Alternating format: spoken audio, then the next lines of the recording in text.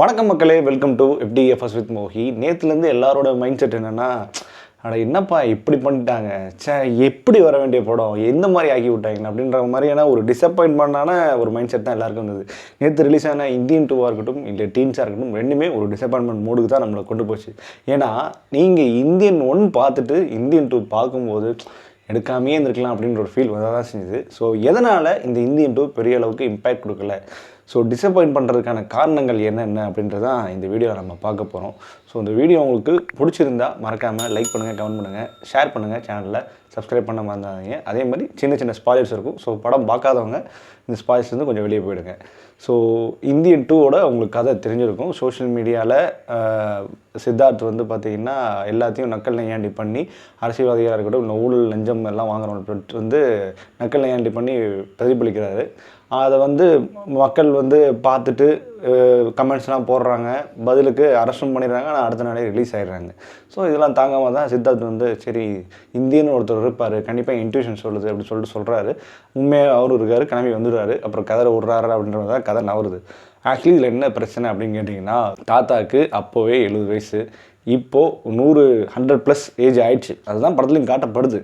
ஆனால் அதுக்கான body language இருக்கா அப்படின்ட்டு தான் விஷயமே. நல்லா நடிச்சிருந்தாலும், அதாவது அந்த பாடி லாங்குவேஜில் நடக்கிறாரு வராரு அதெல்லாம் ஓகே, ஆனால் அந்த கேரக்டரைசேஷன் வந்து இவ்வளோ வேலைகள் பண்ணுமா அப்படின்ற கொஸ்டின் தான் நம்ம எல்லாருக்கும் ஒரு டிசப்பாயின்மெண்ட் மூடுக்கான ஒரு ஒரு பிரச்சனையாக வந்தது. ஏன்னா நீங்கள் நல்லா கவனித்து பார்த்தீங்கன்னா, அந்த ஒன்ஸு கோ பேக் இன்ஜின் சொன்ன உடனே அது எப்படி தான் இவர் ட்விட் பண்ணால் உடனே எல்லா இடத்துலையும் பரவியும் எல்லோரும் அதை பார்த்துட்டு இவருக்கு அகைன்ஸ்டாக ஆகிறாங்கன்றதுலாம் கொஞ்சம் ஓவர் டோஸாக இருந்தது. மோர் ஓவர் அந்த ஒரு வீல்லையே சம் எலக்ட்ரானிக்ஸ் ஐட்டம் மாதிரி இருக்கும். அது அந்த ஒரு இதுலேயே வந்து பார்த்திங்கன்னா அவ்வளோ ஹை ஸ்பீடில் போடுவார். கார் கூட சேஸ் பண்ணுது, கார் சேஸ் பண்ணியும் அவ்வளோ ஸ்பீடில் போகுது.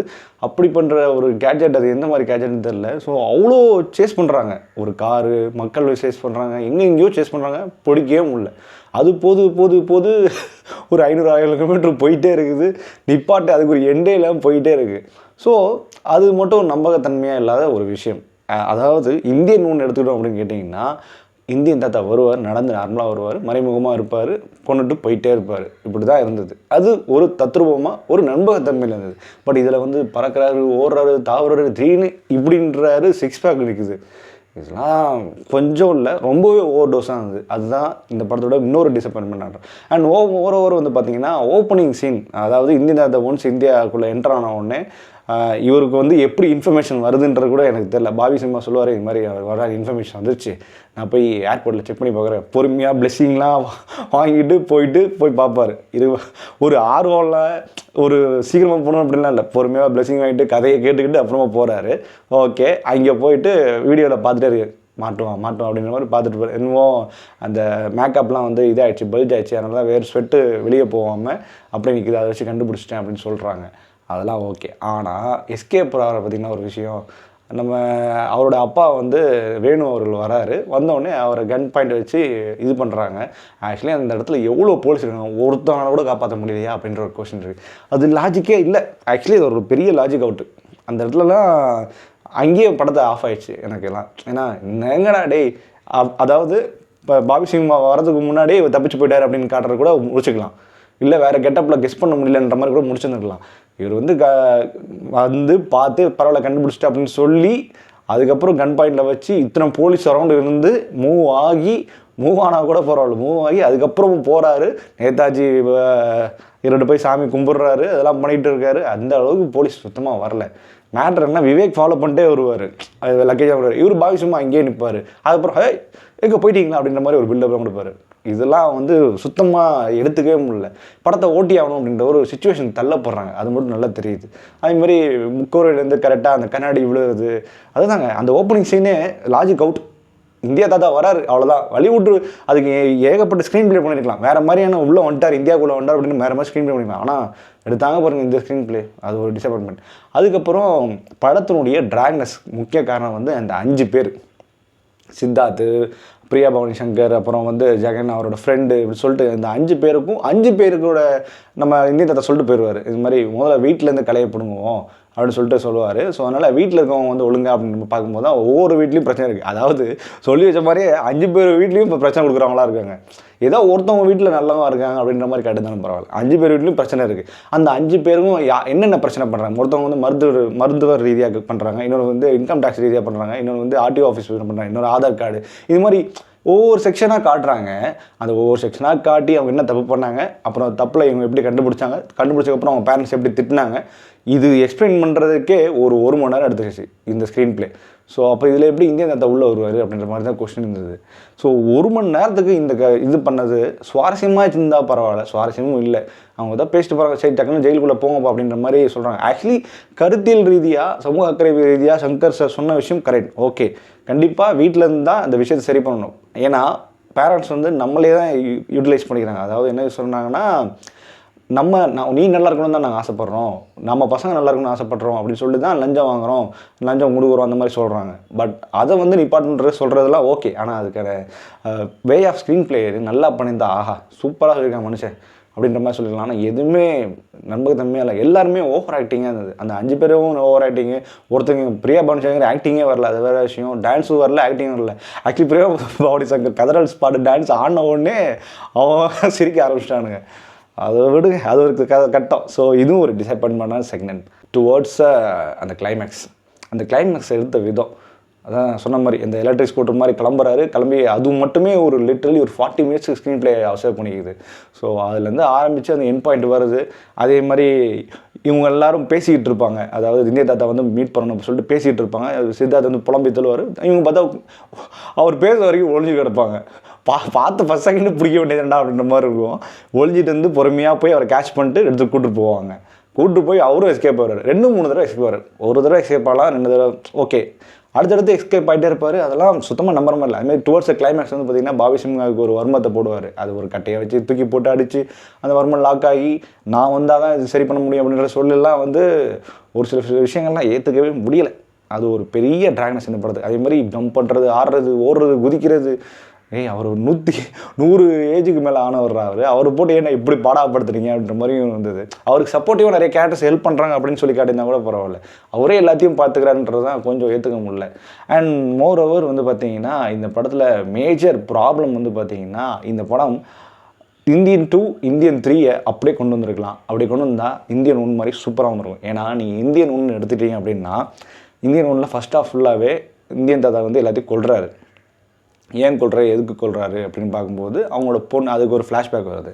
அவங்க பொண்ணு வந்து இந்த மாதிரி ஒரு டாக்டரு, ஒரு இன்ஸ்பெக்டர், இவங்கெல்லாம் ஒழுங்காக அதுக்கான நடவடிக்கை இல்லாமல் லஞ்சம் கேட்டனால இப்போ பொண்ணு சாகடிக்கப்பட்டா. ஏன்னா என் வீட்டில் நான் வந்து லஞ்சம் வாங்க மாட்டேன், அதனால என்னை இது பண்ணாங்க அப்படின்னு சொல்லுவாங்க. அதுக்கும் பின்னாடி அவர் யார் அப்படின்னு ஒரு ஹிஸ்ட்ரி காட்டுவாங்க. ஸோ சேனாபதி அவரை பற்றி ஹிஸ்ட்ரி காட்டுவாங்க. ஸோ அது எல்லாமே கிரிப்ஸாக கிளியராக, அதாவது ஃப்ளாஷ்பேக் வந்துச்சு. இவர் பண்ணுறதுக்கான காரணம் என்னன்னு தெரிஞ்சிச்சு, அதனால் கொலை பண்ணுறாருன்னு தெரிஞ்சிச்சு. இதுக்கு தன்னோட உறவாக இருந்தாலும் அவரையும் கொலை பண்ணுறாரு, அது நல்லதுக்காக அப்படின்றது எல்லாமே கிளியர் அண்ட் கட்டாக கொடுத்துருவாங்க. அதே கிளியர் அண்ட் கட்டாக தான் இங்கே இந்தியன் 2வும் இந்தியன் 3யும் சேர்ந்து பண்ணியிருந்தால் நல்லா இருந்திருக்கும். ஆக்சுவலி இந்தியன் 1ல் ஒரு சோல் இருந்தது, அதில் ஒரு உயிர் இருந்தது. இது தான்டா கருத்து, இப்படி தான்டா இருக்கணும் அப்படின்னு ஒரு ஃபீல் இருந்தது. பட் இந்தியன் 2ல் இந்தியன் 3க்காக எடுக்கப்பட்ட மாதிரி தான் இந்த இந்தியன் 2ன்ற மாதிரி ஃபீல் இருந்தது. ஸோ இந்தியன் 2 நீங்கள் ஒரு மணி நேரத்துக்கு கொண்டு வந்தால் கூட இந்தியன் 3 வச்சு மேட்ச் பண்ணியிருந்தீங்கன்னா படம் சூப்பர் டூப்பர் ஹிட் ஆயிரும். இதுதான் நிசப்தமான உண்மை. அதை விட்டுட்டு சங்கர் வந்து பிஸ்னஸ் மைண்டில் இறங்கிட்டார், அது மட்டும் நல்லா தெரியுது. அந்த இந்தியன் 1 கொடுத்த சங்கர் எங்கே, இந்தியன் இப்போ 2 கொடுத்துருக்க சங்கர் எங்கேன்ற டிஃப்ரென்ஷியேட் நல்லாவே தெரிஞ்சிருக்கும். இந்தியன் 1ல் அவ்வளோ உயிர் இருந்தது, அவ்வளோ ஒரு இம்பேக்ட் இருந்தது, மக்களுக்கு அவ்வளோ ஒரு புத்துணர்ச்சி இருந்தது. அந்த படம் பார்க்கும்போது அவ்வளோ ஒரு தேசப்பட்டு இருந்தது, அவ்வளோ பேட்ரியேஷன் அவ்வளோ இருந்தது. பேட்ரியேஷன் அது எல்லாமே இதில் சுத்தமாக ஃபீலே இல்லை. அந்த பேட்ரியாட்டிசம் அப்படின்ற ஒரு ஃபீல் இந்த படம் பார்க்கும்போது சுத்தமாக இல்லை. அந்த படம் பார்க்கும்போது இப்போ கூட அந்த படத்தை இப்போ ரீரிலீஸ் பண்ணாங்க தேட்டரில் பார்க்கும்போது அந்த அவ்வளோ ஃபீல் இருந்துச்சுங்க. அந்த கமலே வேறு மாதிரி இருந்தார். இதாண்டா மனுஷன் நடிக்கிறான் பார் அப்படின்ற மாதிரி. ஆனால் இதில் கமலோட நடிப்பு எந்த ஒரு இடத்துலையும் பெருசாக தெரியப்படுத்தலை. ஏன்னா மேக்கப் ஃபுல்லாகவே அவர் பல்ட் ஆகிடுச்சு. அதனால் அவரோட ப்ரெசன்ஸே சுத்தமாக நம்மளால் எடுத்துக்கவே முடியல. ஸோ அது ஒரு பெரிய பிரச்சனை. அந்த உயிர் அதுக்கு ஏறமான இன்னொருத்தர் ஒரு உயிரை கொடுத்துருந்தாரு. இங்கே வந்து அனிருத்தன் ஒருத்தர் வந்து உயிரை எடுத்துட்டார். ஏன்னா இதில் சுத்தமாக எப்படி சொல்கிறதுன்னா, இதில் என்ன மியூசிக் போட்டிருக்காரு அனிருத் அப்படின்ற மாதிரி தான் கொஸ்டின் இருந்தது. நியூ ஜென்ரேஷனுக்காக கொடுத்துருக்காரு. அது நல்லாவே தெரியும். சங்கரன் நியூ ஜென்ரேஷன் அப்படின்ற ஒரு விஷயத்துக்காக கொடுத்துருக்காரு. எனக்கு தெரிஞ்சு ஏஆர் ரஹ்மானுக்கு பதில் ஆப்ஷன் நீங்கள் கேட்டிருந்தா கூட ஹாரிஸ் ஜெயராஜ் நான் சொல்லியிருப்பேன். ஹாரிஸ் ஜெயராஜ் பக்காவான ஆள். இவருக்கு கரெக்டான மேட்ச்னா ஹாரிஸ் ஜெயராஜ் ஏஆருக்கு. ஆனால் அனிருத்தை போட்டு இதில் என்ன ஒரு பிஜிஎம்ஸ் எதுவுமே மைண்ட் செட்டில் இல்லைங்க. ஒன்றுமே மைண்டில் இல்லை. இன்னொரு விஷயம், நீங்கள் இந்தியன் 1 எடுத்துக்கிட்டு இந்தியன் 2 எடுத்தோம் அப்படின்னா, இந்தியன் 1 இப்போ வரைக்கும் எனக்கு படத்தோட ஸ்டோரி, அந்த சீன்ஸு, ஒரு சின்ன சின்ன சீன்ஸ் ஞாபகம் இருக்கும். அவர் சொல்லுவார், இது மாதிரி என் பையன் நான் தூக்கி கொஞ்சம் போது அவனுக்கு மீசை குத்தி அழுவான், அதனால் அப்போ எடுத்த மீசை, இந்த சேனாதிபதி மீசை எடுத்தவன் இன்றைக்கி அவன் உயிரே கொள்ள துணிஞ்சிட்டான் அப்படின்னு சொல்லுவார். அந்த மாதிரியான இம்பாக்ட்ஃபுல்லான சீன்ஸு இந்த படத்தில் அந்த மாதிரி எதுவுமே இல்லை. ஸோ அது ஒரு பெரிய ப்ராப்ளம். அதில் ஒரு எமோஷன் பாண்ட் இருந்தது நம்மளுக்கு அந்த படத்துக்கு. இந்தியன் 1ல் அந்த எமோஷன் நம்மளுக்குள்ளே இருந்தது. தன்னோட பையனாக இருந்தாலும் போய் கொள்றாது போடுற மனுஷன்டா அப்படின்ற மாதிரி. இதில் அந்த ஃபீல் இல்லை, இந்த ஒரு சோல் இல்லை. அதுதான் இந்த படத்தினுடைய பெரிய பிரச்சனை. அதனால தான் மக்களுக்குள்ளே கனெக்டே ஆகலை. எப்படா முடிப்பீங்க அப்படின்ற மாதிரி ஒரு ஃபீல் ஆட்டோமேட்டிக்காக வராச்சு. அதுதான் நான் ஆரம்பம் சொன்ன மாதிரி, சங்கர் அந்த சங்கர் எப்படி இருந்தார், இந்த சங்கர் எப்படி இருக்கார். பிஸ்னஸ்மேன் சங்கராக மாறிட்டார். ஒரு இயக்குனர் சங்கராக நம்மக்கிட்ட தவறிட்டாரோ அப்படின்ற ஃபீல் தான் செய்யுது. எனக்கு இப்பயும் சொல்கிறேன், நான் பெரிய உலகநாயகன் ஃபேன், நான் பயங்கரமான உலகநாயகன் ஃபேன்.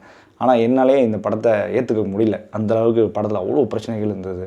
ஸோ இதுதான் இந்த படத்துக்கு பெரிய டிசப்பாயின்மெண்டான ரீசன் சார். ஸோ இந்த ரீசன்ஸ்லாம் இவங்க வேறு மாதிரி மாட்டிருந்தா, இந்த பட்டி டிங்கரிங்லாம் பண்ணியிருந்தா, இந்தியன் 2 இந்தியன் 3 ஒரே படமாக ஆக்கியிருந்தா கூட நல்லா வந்திருக்கலாம். பட் இதுதான் இந்த படத்தினுடைய பெரிய பெரிய பிரச்சனைகள். பட் இருந்தாலும் இந்தியன் 3யோட அந்த கடைசி கிளிம்ஸ் ரொம்பவே நல்லா இருந்தது. ஆக்சுவலி நல்லா இருந்தது. இந்த கமலோட லுக்கு, அப்புறம் காஜல் அகர்வால், அப்புறம் அந்த 1806ஆம் வருஷம் காட்டுற அந்த சீக்வன்ஸ் எல்லாமே ஓகே, பெரிய அளவு இம்பேக்ட் கொடுக்க போகுது அப்படின்ற ஒரு இது இருந்தது.